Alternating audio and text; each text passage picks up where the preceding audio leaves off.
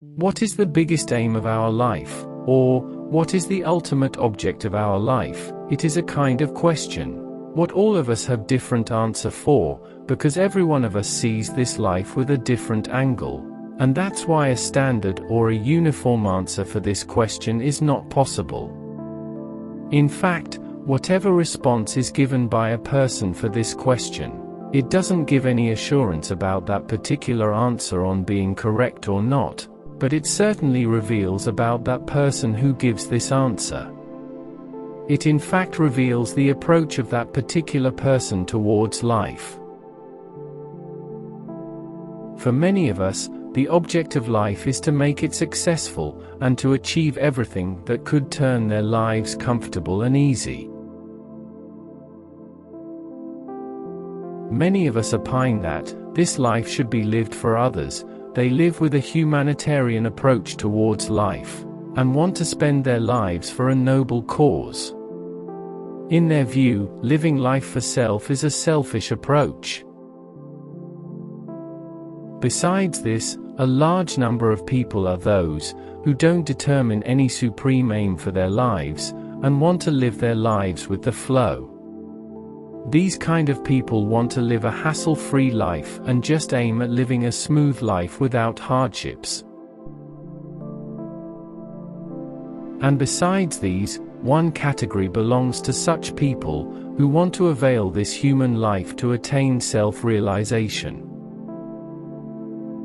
Such people opine that, without knowing to oneself, the real object of human life is not fulfilled.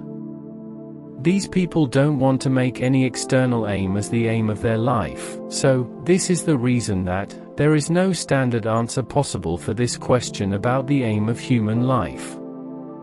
Every one of us has a different existence and has a different approach towards life, but yes, one thing can be known about the person who is responding this question, and that is, whether that response really belongs to him or not, because most of us don't respond this question honestly, but just give a response, which sounds impressive to be heard.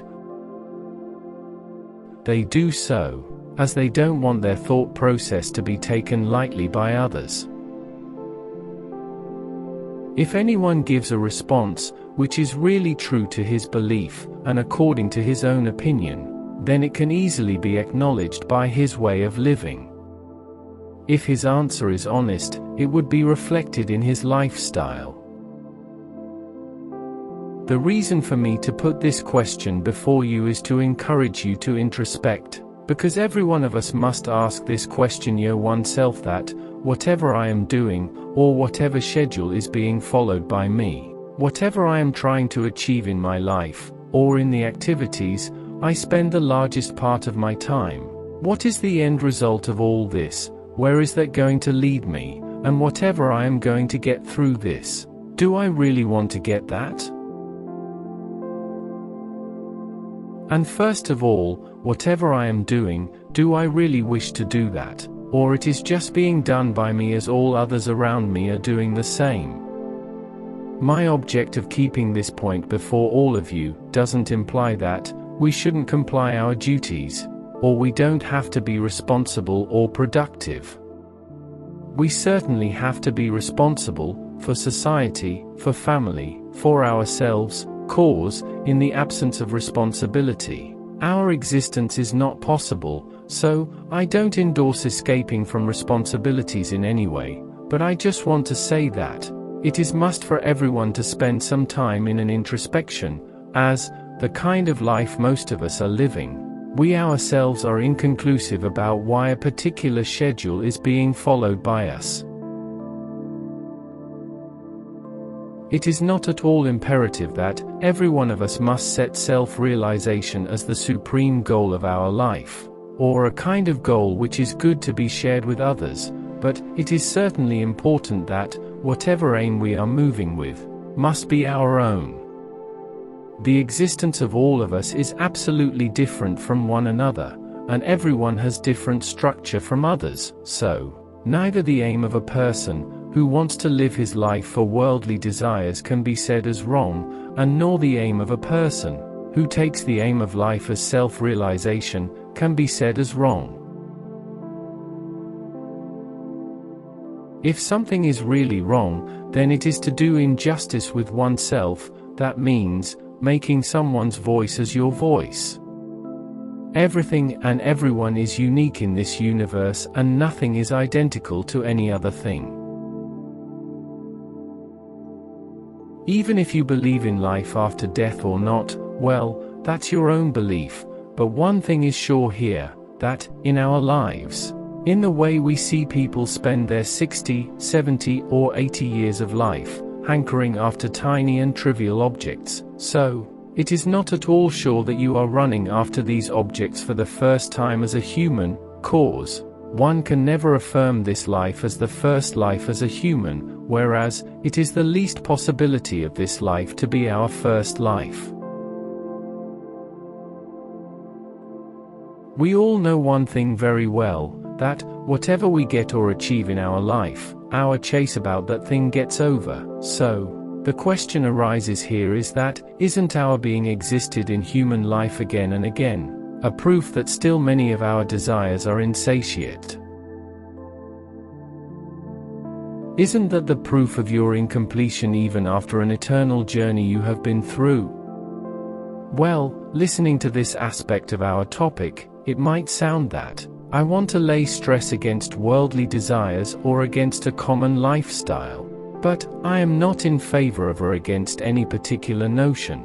But I just want to emphasize at developing this comprehension that, in the way we keep running after the common objects of our life, and one day we finally collapse, so, I just wish to ask, can the fulfillment of these objects quench our thirst? Do you really think that one day you would be able to say that nothing has been left to be aspired by you?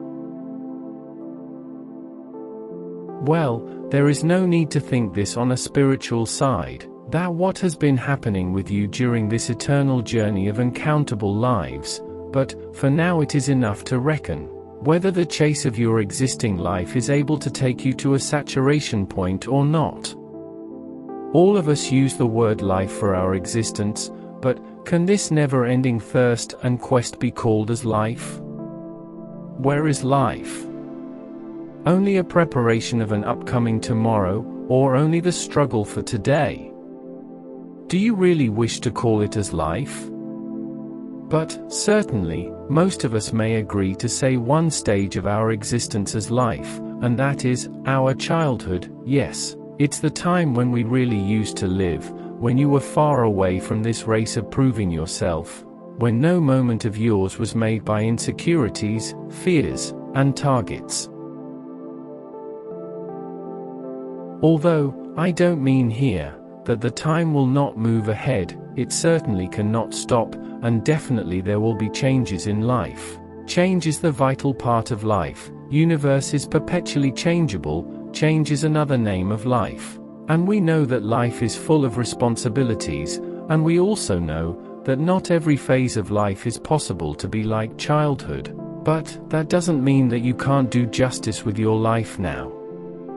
Even now you can do justice with your life, and for that you will have to hear your voice. None can know you better than you yourself, not even that person who has lived and grown up with you since childhood, but just you know yourself the best.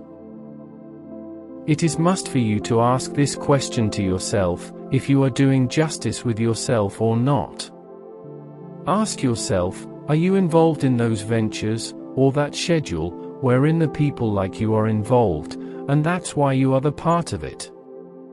Well, if it is so, then you will have to keep one thing in your mind, that, no other person is you. And may be possible that whatever thing or venture other person is involved in, is really according to his inner voice, or according to his own inclination, and you are just living an unreal and unjustifiable life by blindly following him.